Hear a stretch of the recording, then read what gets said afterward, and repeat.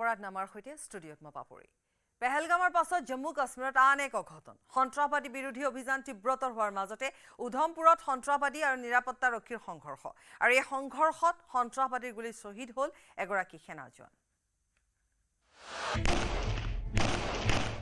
পেহেলগামৰ পাছত আন এক অঘটন উধমপুৰত সন্ত্ৰাসবাদীৰ গুলীত সেনা জোৱান শ্বহীদ সন্ত্ৰাসবাদীয়ে আশ্ৰয় লৈ থকাৰ খবৰ পোৱা মাত্ৰকে বৃহস্পতিবাৰে পুৱা জম্মুৰ উধমপুৰত চলিল সেনাৰ অভিযান উধমপুৰৰ বসন্তপুৰত সেনাই তালাচী চলাই থকাৰ মাজতে সন্ত্ৰাসবাদী আৰম্ভ কৰিলে গুলীচালনা গুলীৰে প্ৰত্যুত্তৰ দিলে সেনাই দুই পক্ষৰ গুলীচালনাৰ মাজতে হাবিৰ ফালে পিছ ভুহুকি গ'ল সন্ত্ৰাসবাদীৰ দল পলোৱাৰ বাটত সন্ত্ৰাসবাদীয়ে চলোৱা গুলীয়ে আঘাত কৰিলে ঝণ্টু আলী শেখ নামৰ সেনা জোৱানক গুলীবিদ্ধ হোৱা সেনা জোৱান ঝণ্টু আলী শেখক ততাতৈয়াকৈ ভৰ্তি কৰোৱা হ'ল চিকিৎসালয়ত কিন্তু তাৰ পাছতো শেষ ৰক্ষা নহ'ল চিকিৎসালয়তে মৃত্যু হ'ল 6 পেৰা এছএফৰ সেনা জোৱান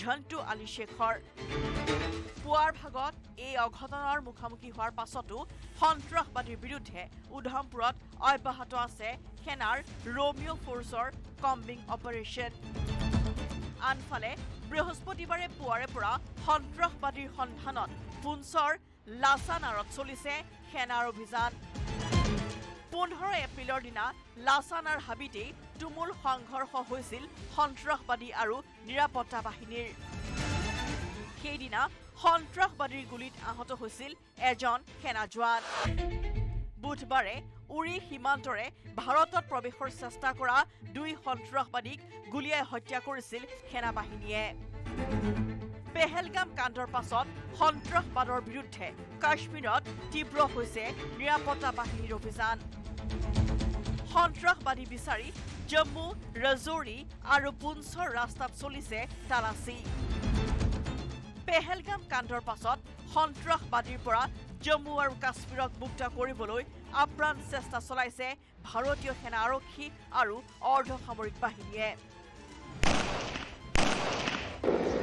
bureau report news 18 Assam north east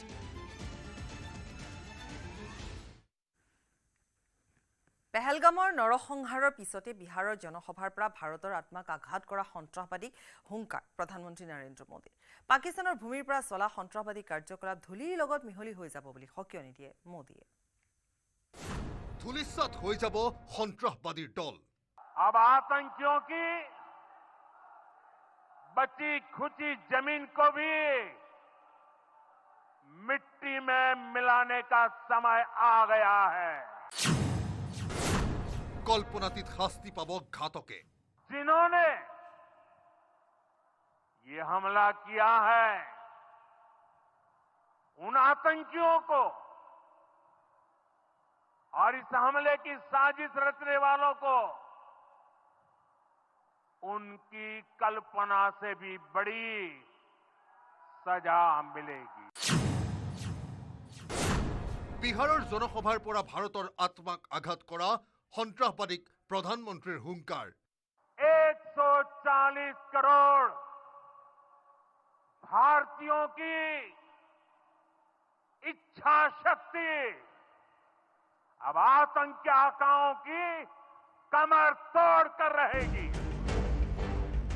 মধুবনীৰ জনসভাত ভাষণৰ আৰম্ভণিতে মৌন প্ৰাৰ্থনাৰে বৈচৰণত নিহতসকলৰ প্ৰতি গভীৰ শ্ৰদ্ধা নিবেদিলে প্ৰধানমন্ত্ৰীয়ে তাৰ পাছতে পেহেলগাম আক্ৰমণৰ প্ৰতিশোধ লোৱাৰ শপত নৰেন্দ্ৰ মোদীৰ देश के दुश्मनों ने भारत की आत्मा पर हमला करने का दुस्साहस किया है मैं बहुत स्पष्ट शब्दों में कहना चाहता हूं जिन्होंने ये हमला किया है उन आतंकियों को और इस हमले की साजिश रचने वालों को उनकी कल्पना से भी बड़ी सजा मिलेगी আজি 140 কোটি ভাৰতীয়ৰ অন্তৰে কান্দিছে। প্ৰত্যেকৰে অন্তৰত ক্ষোভৰ অগ্নি জ্বলিছে। 140 কোটি ভাৰতীয়ৰ সামূহিক ইচ্ছা শক্তিৰে সন্ত্ৰাসবাদীৰ কঁকাল ভাঙি দিয়াৰ সংকাৰ প্ৰধানমন্ত্ৰীৰ। अब आतंकियों की बची खुची जमीन को भी मिट्टी में मिलाने का समय आ गया है। 140 करोड़ भारतीयों की इच्छा शक्ति अब आतंकी आकाओं की कमर तोड़ कर रहेगी।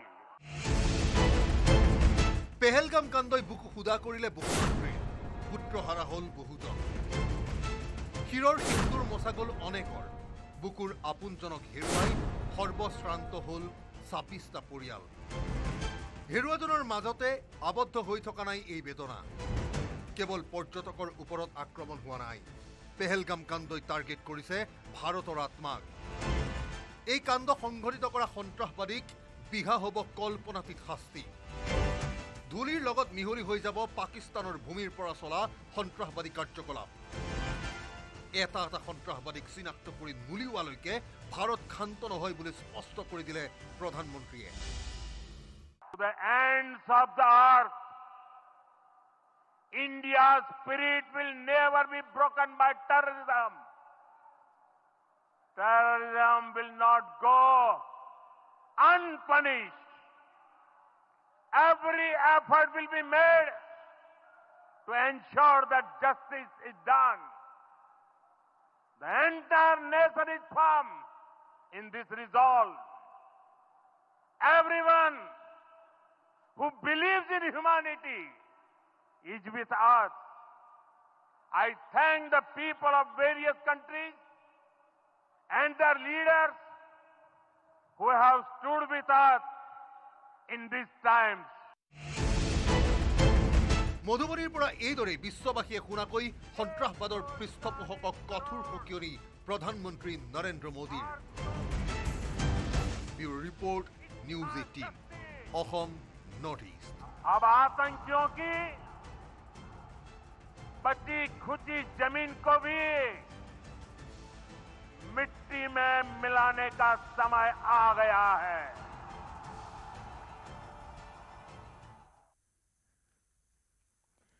পেহেলগামত চলিছিল হামাছৰ দৰে আক্ৰমণ। পৰিকল্পনাৰ পৰা লক্ষ্য আক্ৰমণলৈ সকলো একে। হামাছৰ উগ্ৰপন্থীৰ দৰে পেহেলগামৰ উগ্ৰপন্থীৰ মাজত আছিল কেতবোৰ বিশেষ সাদৃশ্য। 7 অক্টোবৰ 2023 ইজৰাইলত ভয়াৱহ আক্ৰমণ, আঁৰত হামাছৰ ষড়যন্ত্ৰ। 22 এপ্ৰিল 2025 কাশ্মীৰৰ পেহেলগামত পুনৰ সন্ত্ৰাসবাদীৰ আক্ৰমণ, আঁৰত লস্কৰৰ ষড়যন্ত্ৰ। এই দুয়োটা ঘটনাত সময়ৰ হিচাপত 563 দিনৰ ব্যৱধান। আক্ৰমণৰ পেটাৰ্ণ কিন্তু একেই। দুয়োটা ঘটনাৰ মাজত সময়ৰ ব্যৱধান নিশ্চয় আছে, কিন্তু এই ঘটনাকেইটাৰ মাজত আছে বহু সাদৃশ্য। কাৰণ প্ৰায় 2 বছৰ পূৰ্বে ইজৰাইলৰ বিৰুদ্ধে হামাছে যি আক্ৰমণ চলাইছিল, ঠিক সেইদৰেই হিট এণ্ড ৰান ধৰণৰ প্লেনিঙেৰে পেহেলগামতো চলোৱা হৈছিল আক্ৰমণ। চোৰাংচোৱা সূত্ৰৰ দাবী, পেহেলগামত চলিছিল হামাছৰ দৰে আক্ৰমণ, প্লেনিং হামাছৰ দৰে। টাৰ্গেট পৰ্যটনস্থলী, য'ত মানুহৰ সমাগম অধিক হয়। কৌশল, প্ৰথমে ধৰ্মীয় পৰিচয় লোৱা, তাৰ পিছত সন্ত্ৰাসবাদীয়ে চাৰিওফালৰ পৰা ঘেৰি লয় টাৰ্গেটক। হামাছৰ উগ্ৰপন্থীৰ দৰেই পেহেলগামৰ উগ্ৰপন্থীৰ মাজতো আছিল কিছুমান বিশেষ সাদৃশ্য। আক্ৰমণকাৰীৰ হাতত আছিল নিৰাপত্তাৰক্ষীৰ সহস্ৰগোটে ব্যৱহাৰ কৰা অত্যাধুনিক অস্ত্ৰ। সূত্ৰৰ খবৰ অনুসৰি সন্ত্ৰাসবাদীক অস্ত্ৰ চলোৱাৰ প্ৰশিক্ষণ দিয়া হৈছিল অভিজ্ঞ প্ৰশিক্ষকৰ দ্বাৰা। লোকেশ্যন ট্ৰেকিঙৰ বাবে চিক্ৰেট ইণ্টিগ্ৰেটেড এপৰ ব্যৱহাৰ কৰা হৈছিল। ইজৰাইলত 7 অক্টোবৰ 2023 সংঘটিত হৈছিল আক্ৰমণৰ ঘটনা। সেইদিনা তাত পালন কৰা হৈছিল এটা ধৰ্মীয় উৎসৱ। হামাছৰ সন্ত্ৰাসবাদীয়ে প্ৰথমে নাগৰিকৰ পৰিচয় লৈছিল, তাৰ পাছত এজন এজনকৈ নৰসংহাৰ কৰিছিল। এতিয়া পেহেলগামতো ঠিক একেদৰেই এই ভয়াৱহ আক্ৰমণ সংঘটিত কৰা হ'ল। এই প্ৰসংগতে আৰু এটা মন কৰিবলগীয়া কথা হ'ল হামাছৰ নৰসংহাৰৰ দৰেই পেহেলগামৰ হত্যাকাণ্ডতো টাৰ্গেটক মূৰত গুলিয়াই হত্যা কৰা হৈছিল। National desk, news 18 Assam north east.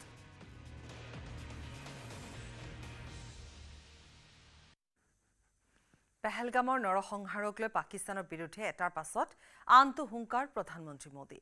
Pahalgam কাণ্ডৰ পাছত সিন্ধু চুক্তি বাতিলেৰে 9 বছৰৰ আগৰ প্ৰতিশ্ৰুতি ৰাখিলে প্ৰধানমন্ত্ৰীয়ে। পেহেলগাম কাণ্ডৰ পাছত সেই ঘোষণা কাৰ্যকৰী কৰাৰ চৰম সিদ্ধান্ত ভাৰত চৰকাৰৰ। তেজ আৰু পানী একেলগে নবয়, কাৰ্যক্ষেত্ৰত প্ৰয়োগ হ'ব 2016 চনৰ নৰেন্দ্ৰ মোদীৰ এই হুংকাৰ। ये हिंदू वाटर ट्रीटी जो है जिसमें हिंदुस्तान के हक का पानी है जो पाकिस्तान में बह जाता है, अब वो बूंद बूंद पानी रोक करके পেহেলগাম কাণ্ডৰ পাছত সিন্ধু চুক্তি বাতিলেৰে 9 বছৰ আগৰ প্ৰতিশ্ৰুতি ৰাখিলে প্ৰধানমন্ত্ৰী নৰেন্দ্ৰ মোদীয়ে। 2016 চনত উৰি আক্ৰমণৰ পাছতে তেজ আৰু পানী একেলগে বব নোৱাৰে বুলি ঘোষণা কৰিছিল প্ৰধানমন্ত্ৰীয়ে। পেহেলগাম কাণ্ডৰ পাছত সেই ঘোষণা কাৰ্যকৰী কৰাৰ চৰম সিদ্ধান্ত ভাৰত চৰকাৰৰ। বুধবাৰে নিশা দিল্লীৰ 7 লোককল্যাণ মাৰ্গত থকা প্ৰধানমন্ত্ৰী নৰেন্দ্ৰ মোদীৰ বাসভৱনত কেন্দ্ৰীয় মন্ত্ৰীসভাৰ নিৰাপত্তা সংক্ৰান্তীয় কমিটিৰ বৈঠকত চূড়ান্ত হ'ল সিন্ধু চুক্তি বাতিলৰ সিদ্ধান্ত। এই সিদ্ধান্তৰে সন্ত্ৰাসবাদীৰ পৃষ্ঠপোষক পাকিস্তানৰ বিৰুদ্ধে জলযুদ্ধ ঘোষণা মোদী চৰকাৰৰ। সিন্ধু চুক্তি বাতিলৰ সিদ্ধান্তত হাহাকাৰ লাগিছে পাকিস্তানত। মূৰে কপালে হাত দিব লগা হৈছে শ্বাহবাজ প্ৰশাসনে। সিন্ধু চুক্তি বাতিলৰ পাছত উদ্ভৱ হ'ব পৰা পৰিস্থিতিক লৈ উদ্বিগ্ন হৈ পৰিছে পাকিস্তানৰ চৰকাৰ। 1960 চনত তৎকালীন প্ৰধানমন্ত্ৰী জৱাহৰলাল নেহৰুৰ আমোলত দিল্লী আৰু ইছলামাবাদৰ মাজত সম্পন্ন হৈছিল সিন্ধু চুক্তি। তেতিয়া পাকিস্তানৰ ৰাষ্ট্ৰপতি আছিল জেনেৰেল আয়ুব খান। সেই চুক্তিমতে সিন্ধু আৰু তাৰ 2 উপনৈ ক্ৰমে জিলাম আৰু চেনাবৰ অধিকাৰ আৰু কৰ্তৃত্ব অৰ্পণ কৰা হৈছিল পাকিস্তানৰ হাতত। বিপৰীতে ভাৰতৰ নিয়ন্ত্ৰণত আছিল সিন্ধুৰ 3 উপনদী ক্ৰমে বিপাশা, শতদ্ৰু আৰু ইৰাৱতী। সেই চুক্তি অনুসৰি নিজৰ প্ৰয়োজনত ভাৰত আৰু পাকিস্তানে পানী ব্যৱহাৰ কৰিলেও আবদ্ধ কৰি দিয়াত বাধা আছিল সিন্ধু কিংবা উপনৈৰ পানী। পেহেলগাম কাণ্ডৰ পাছত মোদী চৰকাৰে বাতিল কৰিলে 1960 চনৰ এই সিন্ধু চুক্তি। এই বাৰ্তা পোৱা মাত্ৰকে পাকিস্তানে চৰ্চালৈ আনিছে ব্ৰহ্মপুত্ৰৰ প্ৰসংগ। সিন্ধু চুক্তি বাতিল হলে উৎপত্তিস্থলত ব্ৰহ্মপুত্ৰত বান্ধ দিয়াৰ এটা যুক্তিযুক্ত কাৰণ পাব বুলি চীনক উচতালে পাকিস্তানৰ প্ৰধানমন্ত্ৰীৰ বৈদেশিক উপদেষ্টা সৰতাজ আজিজে। সিন্ধু চুক্তি বাতিল কৰি পানীৰ অধিকাৰ কাঢ়ি নিয়া বিষয়টো আন্তৰ্জাতিক মঞ্চলৈ নিয়াৰ আখৰাত ব্যস্ত হৈছে পাকিস্তানৰ চৰকাৰ। পাকিস্তানৰ জাতীয় নিৰাপত্তা কমিটিৰ বৈঠকত চীনক উচতাই জোল খোৱাৰ ফন্দি ৰচিছে ইছলামাবাদে। অৱশ্যে 6 দফীয়া প্ৰত্যাঘাতৰ বাবে সাজু হোৱা নৰেন্দ্ৰ মোদী চৰকাৰে কেৰেপ কৰা নাই ইছলামাবাদৰ কূটকৌশলক। তেজ আৰু পানী একেলগে বব নিদিয়াৰ সিদ্ধান্তৰ পৰা এই সুযোগ পিছুৱাই নাহে বুলি স্পষ্ট কৰি দিছে নৰেন্দ্ৰ মোদী চৰকাৰে। Bureau report, news 18 Assam north east.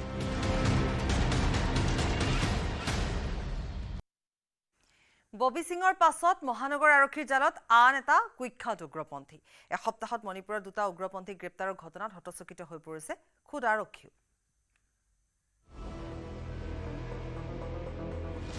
গুৱাহাটীত আত্মগোপন দুধৰ্ষ মণিপুৰী উগ্ৰপন্থীৰ। একাধিক উগ্ৰপন্থী নেতাৰ ঘাটি ৰাজধানী গুৱাহাটী। আৰক্ষীৰ ধাৰাবাহিক অভিযানৰ গ্ৰেপ্তাৰ নিষিদ্ধ সংগঠনৰ বিদ্ৰোহী নেতা। বহু হিংসাত্মক ঘটনা সংঘটিত কৰি মণিপুৰ এৰি এতিয়া এইখন গুৱাহাটীত বাহৰ পাতিছে বহুকেইটা দুধৰ্ষ উগ্ৰপন্থী সংগঠনৰ নেতা সদস্যই। অসম আৰক্ষীৰ চোৰাংচোৱাৰ হাতত পৰিছেহি বিস্ফোৰক তথ্য। এনে গোপন খবৰৰ ভিত্তিত গুৱাহাটী আৰক্ষীৰ চলিছে ধাৰাবাহিক তালাচী আৰু অভিযান। এইবাৰ ক্ৰাইম ব্ৰাঞ্চে ধৰিলে KYKL আৰু প্ৰিপাকৰ উগ্ৰপন্থী। হয়, টেলিভিছনৰ পৰ্দাত দেখা এইটো দুধৰ্ষ মণিপুৰৰ কুখ্যাত উগ্ৰপন্থী সংগঠনৰ নেতা কংব্ৰেলাম পাম ওৰফে বিহাৰূপ শৰ্মা। আলফা স্বাধীনৰ খুবেই ঘনিষ্ঠ ধৃত মণিপুৰী বিদ্ৰোহী নেতাজন। KYKLৰ বিত্ত সম্পাদক প্ৰিপাকৰ চাৰ্জেণ্টৰ দায়িত্ব উগ্ৰপন্থীটোৰ হাতত। মণিপুৰ এৰি গুৱাহাটীত গোপনে আহি আশ্ৰয় লোৱাৰ খবৰ আছিল আৰক্ষীৰ হাতত। দীৰ্ঘ সময় ম্যানমাৰত আত্মগোপন কৰি আছিল এইটো উগ্ৰপন্থীয়ে। শেহতীয়াকৈ ইম্ফল হৈ গুৱাহাটীত কৰিছিল প্ৰৱেশ। উজনি অসম যাত্ৰাৰ কুচকাৱাজৰ পূৰ্বেই গুৱাহাটীৰ আজাৰাৰ এটি অঞ্চলৰ পৰা গ্ৰেপ্তাৰ হয় বিদ্ৰোহী নেতাজন। ম্যানমাৰৰ টাগা কেম্পত প্ৰশিক্ষণপ্ৰাপ্ত নিষিদ্ধ সংগঠনৰ নেতাজন। আৰক্ষীৰ শীৰ্ষ সূত্ৰৰ মতে আলফা স্বাধীনেৰে অসম অৰুণাচল সীমান্তত চুক্তি হোৱাৰ কথা আছিল মেইটেই যুৱকজন। উল্লেখ্য যে পূৰ্বে অস্ত্ৰ সৰবৰাহ কৰি 2017ত মোৰেত গ্ৰেপ্তাৰ হৈছিল কংগ্ৰেলাল। জানিব পৰা মতে বহুদিন বিদেশত লুকাই থকা এই নেতাজন পূৰ্বে আছিল আন এটা মণিপুৰী সশস্ত্ৰ সংগঠনৰ উপ মুখ্য সেনাধ্যক্ষ। মাত্ৰ কেইটামান দিন পূৰ্বে গুৱাহাটীৰ গড়চুক আৰক্ষীৰ জালত পৰিছিল দুটাকৈ কুকি উগ্ৰপন্থী সংগঠনৰ সদস্য। আৰু দুটা দিন পূৰ্বে গুৱাহাটীৰ বশিষ্ঠ আৰক্ষীয়ে গ্ৰেপ্তাৰ কৰিছিল মণিপুৰত কেইবাটাও হিংসাত্মক ঘটনা সংঘটিত কৰা এটা দুৰ্ধৰ্ষ উগ্ৰপন্থী সংগঠনৰ শীৰ্ষ নেতাক। আৰু এইবাৰ ক্ৰাইম ব্ৰাঞ্চৰ জালত পৰিল এই দুৰ্ধৰ্ষ উগ্ৰপন্থীটো, যাক এই মুহূৰ্তত ট্ৰেণ্ডিত ৰিমাণ্ডত লৈ মণিপুৰলৈ ৰাওনা হৈছে মণিপুৰ আৰক্ষী। বহুকেইটা হিংসাত্মক কাৰ্যকলাপ ঘটাই গুৱাহাটীত আত্মগোপন এনে উগ্ৰপন্থীৰ। ইয়াকে লৈ উদ্বিগ্ন শীৰ্ষ আৰক্ষী। ইনপুট লাভৰ পাছতেই উগ্ৰপন্থী বিৰোধী অভিযানক লৈ অধিক সষ্টম হৈছে অসম আৰক্ষী। গুৱাহাটীৰ পৰা দীপাংকৰ দাসৰ report, news 18 Assam north east.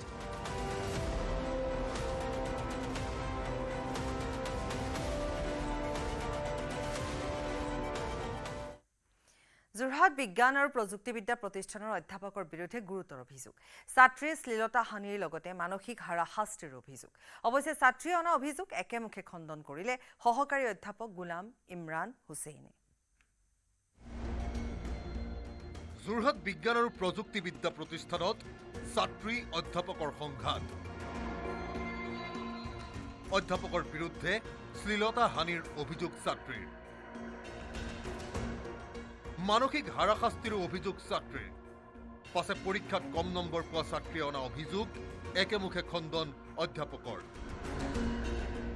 ভুৱা অভিযোগ অনাতকৈ RTI কৰি প্ৰকৃত তথ্য উলিওৱাৰ বাবে ছাত্ৰীক আহ্বান অধ্যাপকৰ। যদি কোনোবাই এনেকুৱা লাগে যে মোৰ মাৰ্কছটো সঁচাকৈ কমিছে, তো তাত প্ৰভিজন আছে ইউনিভাৰ্চিটি যে ৰিইভালুৱেশ্যন কৰিব দিব পাৰি। তো ৰিইভালুৱেশ্যন কৰিব পাৰি, তো ৰিইভালুৱেশ্যনত বেলেগ ইভালুৱেটৰত যাব। সঁচাকৈ যদি তাই পাছ কৰিব, কথা নাই।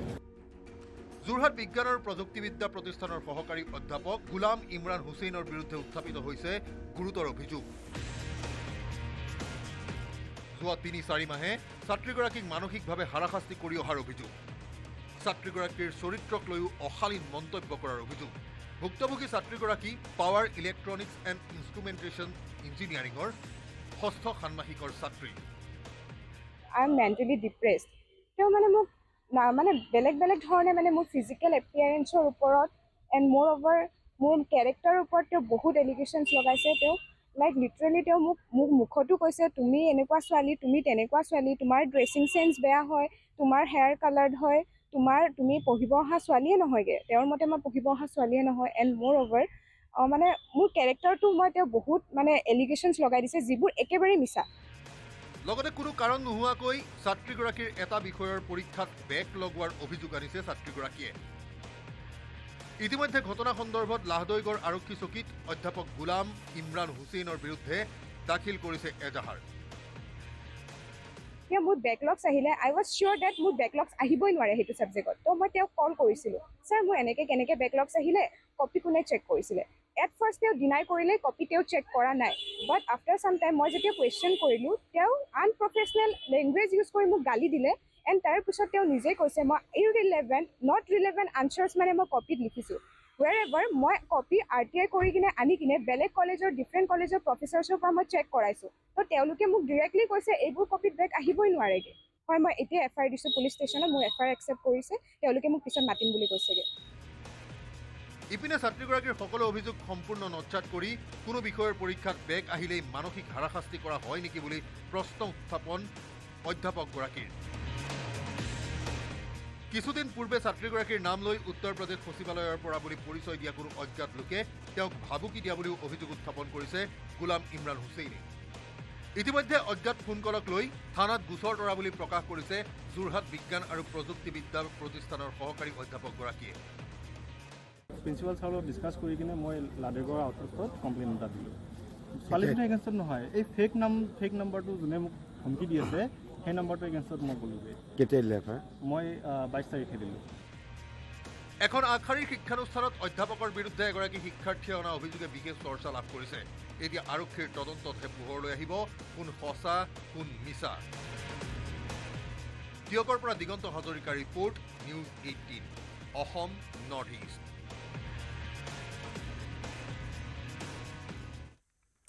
অপৰাধ নামাত লৈছো চমু বাণিজ্যিক বিৰতি।